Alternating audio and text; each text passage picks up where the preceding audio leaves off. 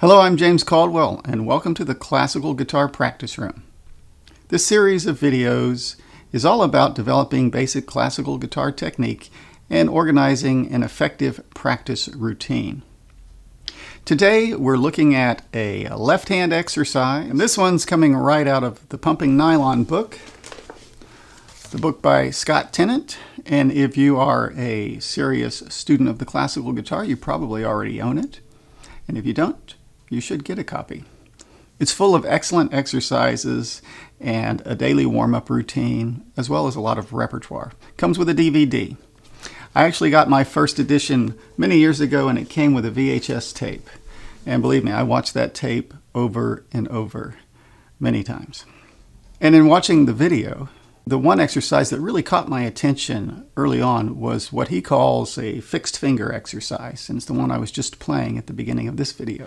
It's an excellent exercise for the left hand, making the fingers stretch out and reach uncomfortably for some notes and contract in also uncomfortably to reach other notes. And this is done by anchoring other fingers on the third string and then lifting a finger to play. In the book here, it's fixed finger exercises numbers 7 and 8. Exercise number 7 requires playing one finger at a time while keeping 3 fingers anchored. So to begin, exercise 7, all fingers down on the third string, lift finger 1, reach for the 5th string and the 2nd string, 5th, 2nd, then 6th string, 1st, 6th, 1st. Do it again, 5, 2, 5, 2, 6, 1, 6, 1. Relax your hand, place all the fingers down again. Second exercise, finger 2. 5th string, 2nd string, 5th string, 2nd string, 6 and 1, 6 and 1. Do it again, 5, 2, 5, 2, 6, 1, 6, 1. Release. Shake it out. Place all the fingers down again. Lift finger 3. 5, 2, 5, 2, 6, 1, 6, 1, 5, 2, 5, 2, 6, 1, 6, 1. When I first started doing these, that third finger was the real killer for me. It was so hard. I could lift it, but it just didn't want to move. And scrunching it into that first string was really tough. So I worked that one out a lot. Usually did twice as many reps with the third finger as any of the others. Okay, the last exercise in the number 7 grouping is the 4th finger. So really, you just need 3 fingers down. We're going to play the 4th finger. 5th string, 2nd string, 5th string, 2nd string, 6 and 1, 6 and 1. Again, 5 and 2, 5 and 2, 6 and 1, 6 and 1. To be honest with you, when I first found out about these exercises, I just did this exercise 7 grouping, individual fingers. I did it every day for like a year before I moved on to exercise 8. Just whenever you're ready, you can move on to exercise 8. Exercise 8 involves moving 2 fingers together in opposite directions. So it goes like this. We place all the fingers on the 3rd string, and we're going to use fingers 1 and 2 to begin. The first finger will reach for the 5th string while the 2nd stringer reaches for the 2nd string. So we have 5 and 2, and then they change places. The 2nd finger's on the 5th string, the 1st finger's on the 2nd string. So 5 and 2 again. 5 and 2, do that a couple of times. Then try and reach for the 6th string with the 1 finger, and the 1st string with the 2nd finger, and trade places. Do it again. 5 and 2, 6 and 1. These are tough, and you may never get them to sound very good, but they're worth the effort.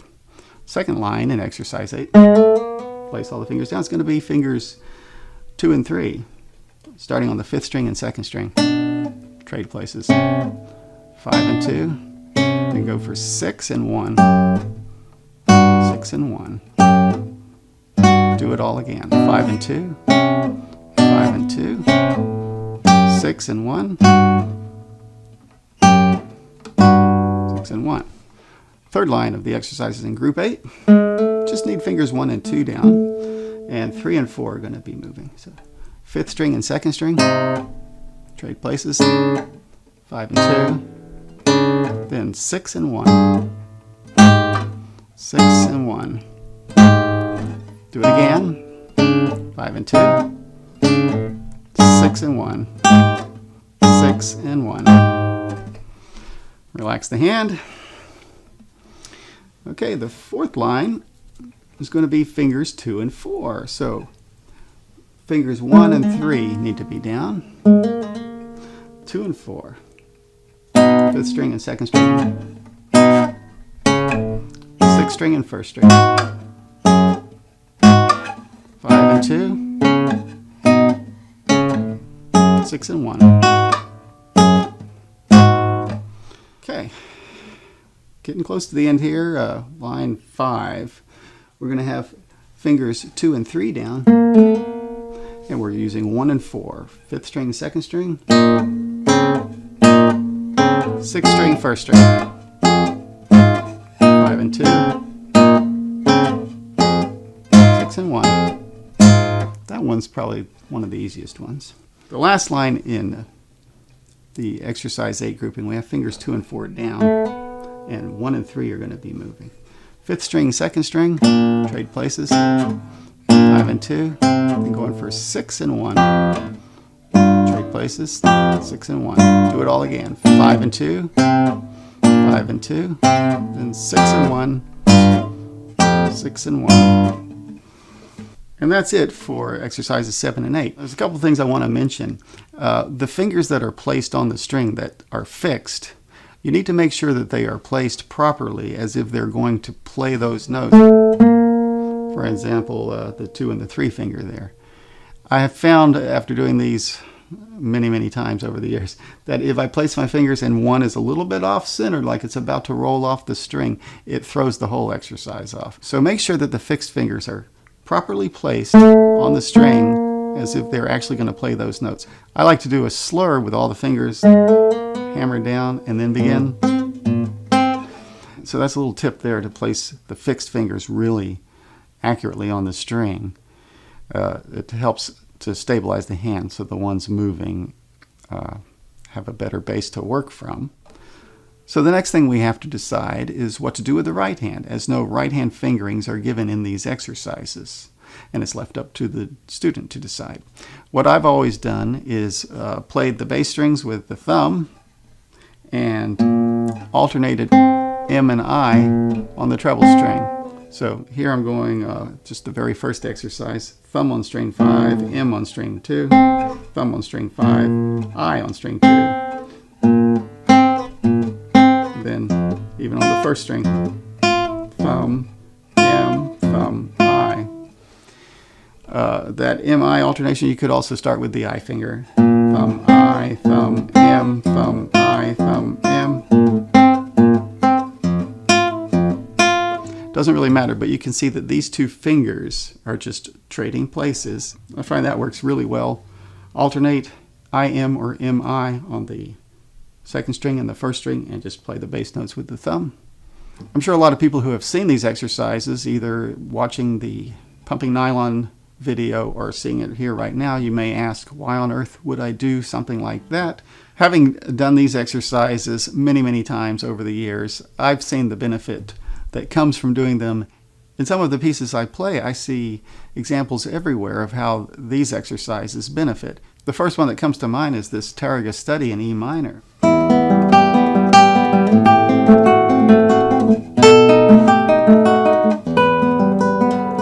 So right there, this measure with this bar chord,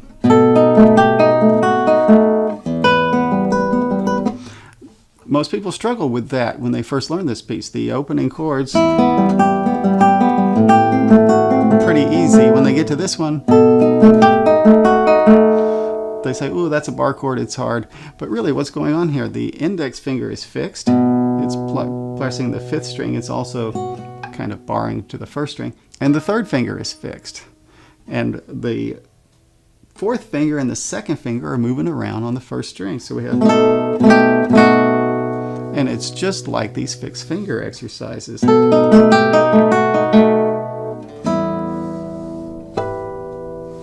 So that's just one example of many. And trust me, if you do these fixed finger exercises, it will develop this hand. And while they may seem really awkward at first, if you can do these, then there's a lot of music that is much more approachable. Well, that's it for today. I hope that you'll practice these fixed finger exercises and continue to develop your left hand technique. Until next time, I've been James Caldwell. Please join me again in the classical guitar practice room. Thanks for watching.